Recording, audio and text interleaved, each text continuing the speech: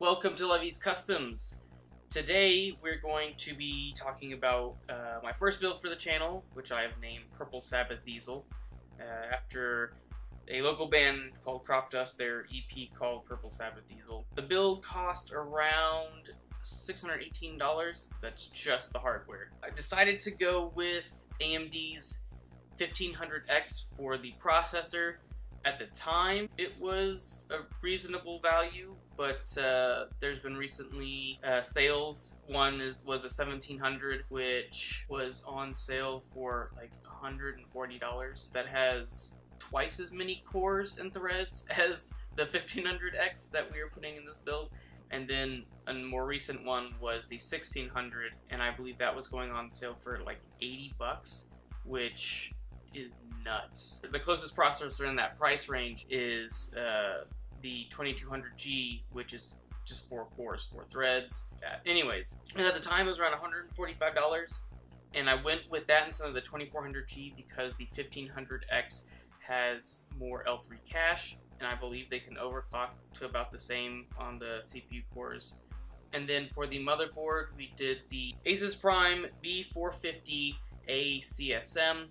And it is a micro ATX board, and I chose the B450 chipset instead of the B350 because I figured they're around the same price. This way you get more features if you want to upgrade to a 2nd gen or the 4th or 5th gen that hasn't come out yet. So anyways, some upgradability because the AM4 socket that these CPUs plug into, AMD is pretty much guaranteed that they're good for 4 generations, which the last generation for this platform should be out in 2020, which is next year. For the GPU, I got an AMD 570 4GB, the Asus Strix model, little RGB LED on the side, which I thought was pretty cool. I got this when I initially bought it for $130, maybe it was $140, but then I also got 2 free games out of 3. I chose the Division 2 and the Resident Evil 2 remake. So I could test those, or try to test them for this build, which I thought was a nice value as well. So you do have to consider that because both games at the time were $60 a piece. You're really only paying $20, $30 for the graphics card. If you consider that you're getting 2 $60 games for free, putting that out there, there's a little extra value there. For the RAM, I got 2 4GB sticks of Corsair Vengeance LPX. That's 2400 megahertz. It was a little bit cheaper than some of the higher clocks. So as most people know, with the AMD Ryzen series, faster memory speeds will contribute to the performance of the processor. Whereas on a lot of other processors in the past and on Intel side, memory doesn't have a huge impact speed-wise on your computer. For the case, I got a Cooler Master Masterbox Q300L, which I first saw on OzTalks Hardware's YouTube channel. It is pretty cheap. It's $40. It has a plastic or acrylic side panel, so it's, see-through, so you can install your nice, lovely components. Up to, I believe, 6 fan placements that you can do. 2 in the front, 2 in the top, 1 in the back, and 1 on the bottom. So what I did is I bought a 5-pack of cheap Apivia purple LED 120mm fans. They do a decent job. They are a little loud. The purple is a little lighter than I was hoping. I was hoping for something a little bit darker, but to an extent you get what you pay for. The 2 front ones are intakes. There's a bottom intake, there's 1 top exhaust, and then there's a back exhaust. So I'm not using one of the fan placements. I like this one. It's, like I said, $40, so it's pretty cheap. Well, the metal is a little thin, bends a little bit, and there's a lot of plastic, but honestly, it's a really cool looking case. For storage, I just put a single ADATA SU800 Ultimate 512GB SSD, and that was around $60 when I got it, but I know terabyte hard drives are also dirt cheap. Within the last year and a half, pretty much each stage of storage, like, you have your 2TB, 1TB, 512 goes down, it has dropped in half. I remember the company I worked for, I was swapping out solid states instead of having the crappy hard drives that were in there for all of our computers. And a terabyte was over $200, and a 512 was about $130, $140. Now those are all half. So terabyte you can get for about $130, $140, and a 512 gigabyte you can get for about $60 to $70, You can go a little bit cheaper, but I try to stick with brands that I know.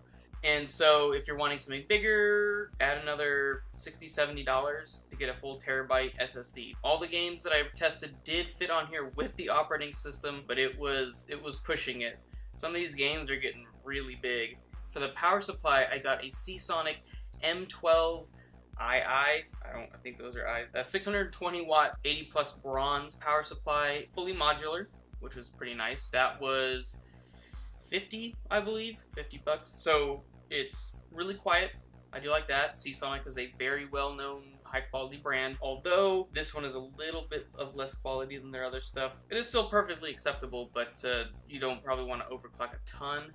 Now on to benchmarking. All of these games that I am testing have been tested at the highest preset available. So like in Metro Exodus, I tested in the Extreme, which I know a lot of other YouTubers test at Ultra instead because it pretty much looks the same but with a lot less graphical dropback, but I just kind of wanted to give a worst case scenario. Also, all of the tests are run at 1080p. I don't have any 1440p monitors. I'm still stuck on 1080p. So Rainbow Six Siege was our first game that I tested, and that's 121.75 frames on average. For the 1%, I got 87 frames per second, and our 1% was 41.5 frames per second. On CSGO, got an average of 166 frames per second, a 1% of 89 frames per second, and a 0.1% of 72 frames per second. In Grand Theft Auto 5, we got an average of 66 frames per second, a 1% of 39.2 frames per second, and a 0.1% of 34 frames per second. On Shadow of the Tomb Raider, we got an average of 55.8 frames per second, a 1% of 42.5 frames per second, and a 0.1% of 36.4 frames per second. Now here's our heavy hitter, Metro Exodus. This performed the worst out of all of the benchmarks I did for this build. On average, we got 30.1 frames per second, a 1% of 16.8 frames per second, and a 1.1% of 13.8 frames per second.